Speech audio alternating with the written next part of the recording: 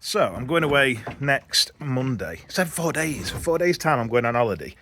And I need like the perfect holiday book. And I've been online Googling. And I think I want to try some Emily Henry. But I don't know where to start. So, my plan is I'm going to jump on my bike and go into town. And I'm just going to ask one of the ladies at Waterstones or Works if they've ever read. And then hopefully they'll give me a good recommendation. Because I'm told that Emily Henry's work is like bingeable romance, and I actually like romance, although I don't read it a lot. I do enjoy films like P.S. I Love You and Notebook and all that jazz, so we'll see what they recommend. I'm back at my place that makes me happy, home. Got my books, got my cuppa. So I went to Waterstones and I went to Works. Had a nebby back a synopsis of books and stuff, and then as I said, I thought I was going to go to the library, so I found these at library. Happy Place by Emily Henry and Abby Jimenez, Part of Your World. The reason I picked these up is mainly just because of the synopsis. Loads of people have raved to me about Emily Henry, and they do sound like kind of cosy holiday books. And if you've not figured out by now, I don't have a preferred genre. It says on the back, go to your happy place, I think desperately, only to realise I'm literally in my happy place, and he is here. The very last person I expected to see, the very last person I want to see, Win Connor, my fiancé. Oh gosh! Yeah, I'm guessing she's gone on holiday or something and her fiance is there, but she doesn't understand why he's there. So that sounds really cool. So I'm going to take that on holiday with me. And Abby Jimenez, I keep seeing her name popping up, and I get a lot of messages from people saying, read Abby Jimenez. So this one's called Part of Your World. Synopsis is a bit longer, but it seems pretty cool. It says, after a wild bet, Alexis Montgomery has had her world turned upside down. The cause, Daniel Grant, a ridiculously hot carpenter who's 10 years younger than her, and as casual as they come, the complete opposite of sophisticated city girl Alexis, and yet the chemistry is unmatchable. And then it goes on about saying that her parents wanted to take over a business, yada, yada, yada, and it just seems pretty cool. So I picked both of these up from library. I think I'll get them for a month. I haven't used library for ages, but I'm definitely gonna. I don't think I'll buy another book now, because I have to be so aware about shelf space. Like, most of the books upstairs I haven't read, and the books that I do read, typically, I give away to charity, or if people message me on my pages, I just send them the books for free. I don't like making money off my books because a lot of the books that I get are sent from publishers and things, so I just like to give back. So yeah, I'm excited to read both of them. I'm just going to drink my cuppa because I've earned it, and then after that I'm going to go upstairs, do some editing. Do me a favour, if you like this kind of content, just like the video for me, just so I know what kind of content you want going forward. And if you've got any suggestions for what kind of content you want, just put it in there, because I don't know if you've figured out by now, but I'm just kind of blagging this day by day and just hoping that one way or another I'll help someone out there enjoy life a bit more. Now is 10 days in front of when I last spoke to you, and my holiday reads completely went out the window because I am like a child, and I forgot to tell Ellie to pack my books. I know at 34 I should be able to pack my own stuff, but Ellie prefers to do it herself, and I prefer Ellie to do it herself. She's got this little system where everything's neat and tidy. Because I forgot to tell her to take the book, I didn't manage to take Happy Place by Emily Henry and the other book, which I got from the library, which was Abby Jimenez's Part of Your World. I did, however, luckily have in a bag Dungeon Crawler Carl by Matt Dinenham, I think his name is, and Ellie's brother-in-law loves fantasy, so we buddy read that. I gave him the physical copy to read, and I read it on Kindle. It's the first time I've ever read Lit RPG is what it's called. So if you've not read Lit RPG before, it's basically a role-playing game in a book, and it's the most fun I've had in any book all year, like bar none. It is insane. I cannot express how much you need to read that book. The book follows a bloke called Carl and a cat called Princess Donut. Her name's actually way longer than that, but it's shortened down to Princess Donut. So Carl's basically in his back garden having a cigarette, and the cat jumps out the window and the cat's with him, and then all of a sudden there's like a big bang, and he turns around and he's like, whoa, what's going on here? All buildings have just disappeared, they've all gone flat, and he's like, huh? Then these big portals come out of nowhere, and there's like a tannoy. The tannoy's like, oi mate, you can either come in these portals and there's 18 floors of dungeons, and if you pass all 18 dungeons you can then have the world, you can take over it, or you can stay on Earth and yeah, good luck mate. So he's like, alright, see you in a bit Earth, I'm going into these dungeons. So he goes into these dungeons, and really early on the cat drinks a potion, the cat can talk. So that's about all I can give you regarding spoilers. but it's basically this bloke called Carl walking around this dungeon in boxer shorts and Crocs. He loses his Crocs right early on actually as well, so he's barefoot. So with boxer shorts and no shoes on, walking around with a talking cat who's just sassy and hilarious, like belly chucking hilarious, leveling up. So RPG games are based around a system where the more characters and stuff that you defeat through the story, the more experience you get. And as you get more experience, you level up, you can increase your stats, you can find new loot, things like that. So imagine that in a book with that scenario. It's insane. And it's free on Kindle Unlimited. Read it. You've got to read it. I think it's like 7 books. I think book 7's coming out soon. It's that good that I ordered, when I started reading it on Kindle, I ordered the hard copy because I know I was going to love it. I've already put the second book on my Kindle on my Amazon wishlist to remind me to buy it. Like, I'm just going to buy them all and then I'll binge read them at some point. I've never read lit RPG before, so I'm probably going to do a bit of research as well into what other stuff. Someone told me about a book called The Wandering or something like that. There's just loads. Like, I might have found my new genre obsession. But anyway, Spain. I want to talk to you a little bit about Spain because we went there for 10 days. The first 5 days were absolutely insane, wicked. Like 24, 25 degrees, full sun, beautiful. Loads of time at pool, kids had a whale of a time. And then all of a sudden these flash floods came and it was scary. Like really bad flash flood, lightning everywhere, rain dropping down. But I felt right selfish because I don't read news that much. So about 3 days into these flash floods, I'm sat there moaning, reading my book, and I just went on my phone and I Googled world news, and then it told me that about 95 people had passed away and lost their lives in these floods. So I was like, what a horrible person I am. And it's obviously not intentional. If I'd known that, I wouldn't have been sat there feeling the way I felt. But it just reminded me how lucky I am, how fortunate I am that we got back safe, that my kids are healthy, alive, my wife's beautiful and healthy and alive. And I mean, I'm looking now at trees outside my window, grass out my window, someone walking the dog out my window. And it just makes you realise how lucky you are. Sometimes I think when things like that happen, it just makes you realise how blessed you are. And even on my bad mental health days, I try and remind myself all the time, I'm in such a blessed position. And I'm not saying that takes away from your mental health struggles, because it doesn't. But I think we are just fortunate to be alive in this day and age. So yeah, my condolences go out to everyone that lost their lives in Spain. It were bad, and I feel sorry for the people that lost businesses and things out there as well, because yeah, the floods were terrible. Back to books though, I want to try and keep this on a more positive, upbeat tone, because going to Spain and getting that sun and time away and stuff definitely rejuvenated me, and I feel alive. I signed up at the gym this morning. As a lot of you know that have followed me for a bit, I've put over 5 stone on it last year because I've used eating as a way to cope with my mental health troubles, which is just so unhealthy. But I'm now 19 stone 9 and I've just got to deal with it. So I signed up at gym today. I cycled there. I did a pull workout, which is like back and biceps, and then I cycled back. So my plan is just to try and get moving a bit more over the next year and try and get some of that weight off. I don't want to be a gym bro, but I just want to be a bit healthier and set a better example for my kids, not to watch daddy binge eating all the time. So I want to talk to you about my plans. I did also read a Claire McIntosh book, which I think was called I See You, something like that. It was okay. Ending were like about as realistic as my dad coming back. It just, for me, the ending just fell a bit flat. But it were alright. I'll definitely read another one of her books because someone else told me that she does other stuff that's even better. But when we landed back from Spain, there were a book that I was so desperate to buy.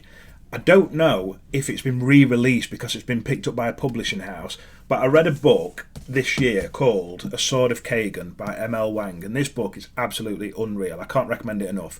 And I read this book as a man, and it just knocked me for 6. I think as a woman reading this book, it'd be so much better. This book follows a family in kind of like a Japanese, Chinese cultural setting, like out in the mountains. You can imagine it if you close your eyes. You can picture like a Chinese countryside, and they're very much a typical out in the sticks, no technology. You know, this you can picture. If I show you that picture, you'll be like, yeah, I get what he's trying to get at. But so she here, Misaki, I think her name was. It's been a while since I read it. Misaki, yeah.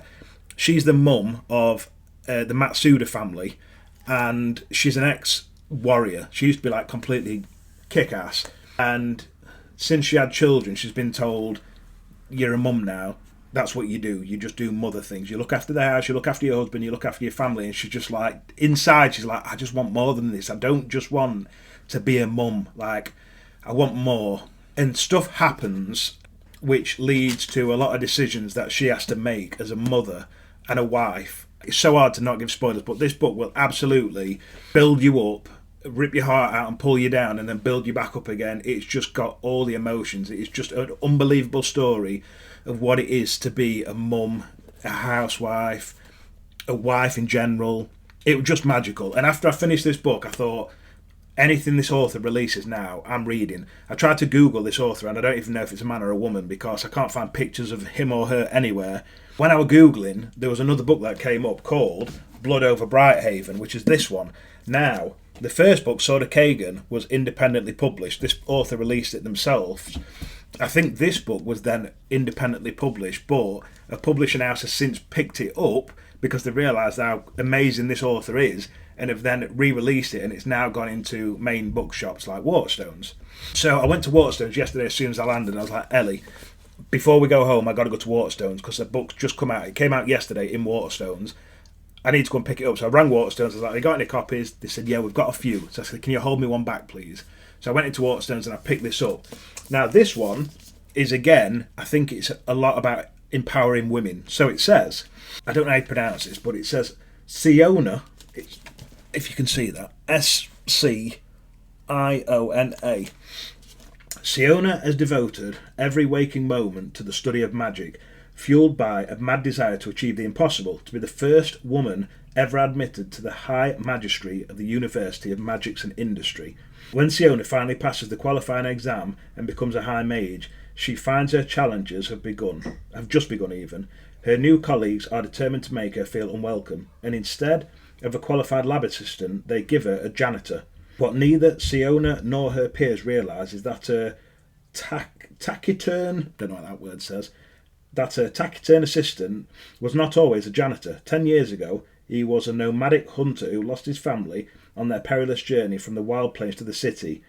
But when he seized the opportunity to understand the forces that decimated his tribe, drove him from his home, land, and keep the privileged in power.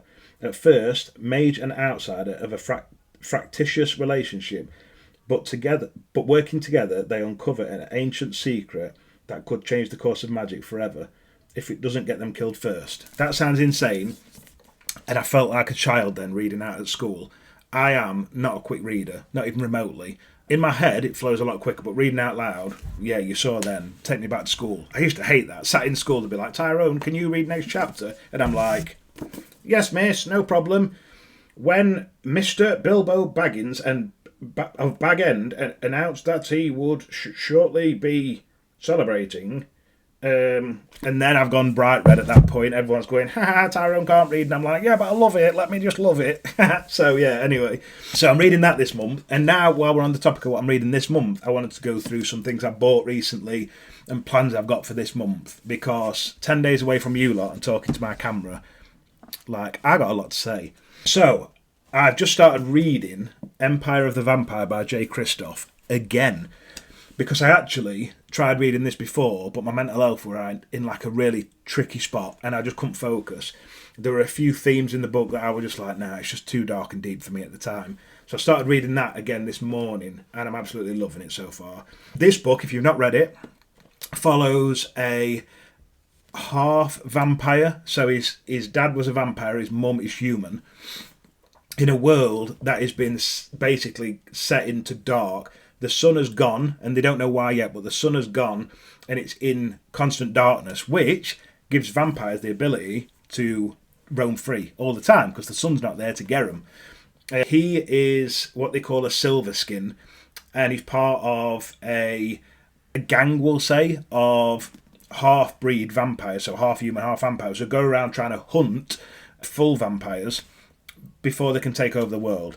And it is dark. I mean, there's some stuff in here where you're like, whoa, but it's really good.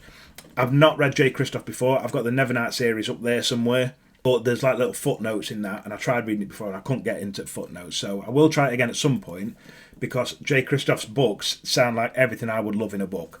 So I'm reading that now, and yeah, loving it.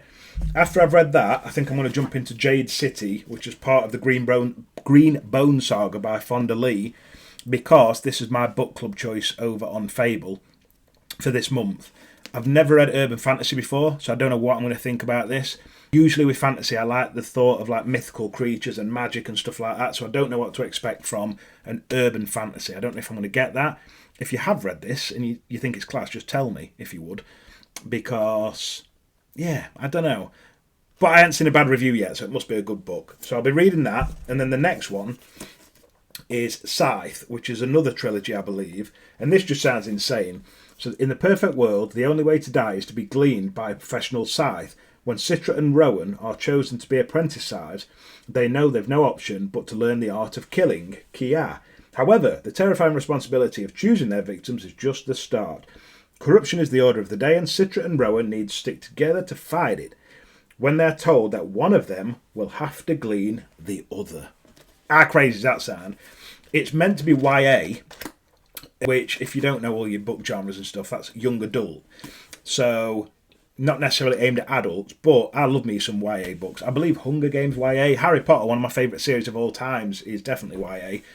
So, I don't care. Like, I'm really, really excited to read this one. And if I enjoy that, then I'm going to get book 2 and book 3. The only frustrating thing is when I picked it up, I don't know if you can see there's damage on the back of the book. Got it from Waterstones yesterday, but they didn't have another copy in.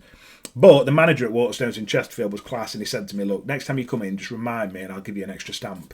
Which, big news, biggest news on this video, I need one more stamp and I've got a free book. You know how exciting that is, don't you? It's mad how these stamps can force you to like buy books that you don't even need just to get a free book. And then you're going to look at me and be like, Tyrone, that's book 2. I found out. I went to Waterstones yesterday and bought this one because I saw quite a few reviews, which it turned out the reviews I saw were from the first book, not this one. And the reviews were like, oh, this book's rubbish because X, Y, and Z. And I were like, well, actually, X, Y, and Z are exactly why I'd read that book. So, yeah, let me buy it. So I bought this one thinking it was book 1. It's not, it's book 2. So I went on Amazon last night and bought book 1. So I'll be reading Assistant to the Villain first before I read this one. But it's probably going to be like a nice palate cleanser just to read in between other books. I think that's pretty much all I've got planned for this month. That's a fair chunk of books, and some of them are like thick books anyway. So yeah, I'll definitely get through all of them. And if I do manage to finish all of them, maybe in between I might read a little cozy fantasy. Sorry, I'm just trying to find... Where is it? This. I went to a charity shop and bought that, Lord of the Rings. I've read The Hobbit, and I thought The Hobbit were pretty good, but it is obviously a children's book, so it would maybe be missing some of the action, or at least the challenges. I thought a lot of the obstacles that came up against it were like over very quickly, and they were easy. I'm hoping this gives me a little bit more, but I do struggle a little bit with Tolkien's writing, because it is older, isn't it? It's not as accessible as some other books. I'm not going to force myself to read it. I just want to love it because I love the films. Like, I love Lord of the Rings films. And I desperately want to love the books. I just do struggle sometimes with Tolkien's writing. Anyway, I'm back. I really enjoyed this. I'm going to keep up with the weekly content. If you have enjoyed this video, smash that like button, as they say. And I'll be back next week for another one. This has been great fun. I hope you've enjoyed it. Anyway, if you've watched till this point, as always, you know I love you the most. I'll see you in a bit.